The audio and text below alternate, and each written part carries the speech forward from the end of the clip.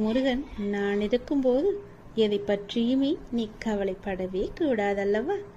எப்பொழுதும் நீ சந்தோஷமாகத்தானே இருக்க வேண்டும். வெகு நாட்களாக நீ என்னை காண வர வேண்டும், திருச்செந்தூர் வந்து ஒரு நாள் தங்க வேண்டும் என்ற உன்னுடைய ஆசையை உன் அப்பா முருகன் திருச்செந்தூர் வர வேண்டும் என்ற ஆசையை நான் நிறைவேற்றப் போகின்றேன். நீ திருச்செந்தூர் வந்துவிட்டால் என்னுடைய கோபுரத்தை நிமிர்ந்து பார்.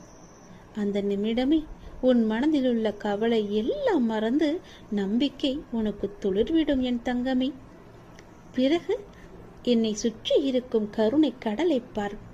அப்போது உன்னுடைய கண்ணீர் அங்கே கரைந்து விடும். சிறு பிள்ளையாய் நீ விளையாட ஆரம்பித்து விடுவாய். பிறகு உன் மனதில் உள்ள கவலைகள், துக்கங்கள், துயரங்கள் எல்லாமே ஓடிவிடும் அல்லவா?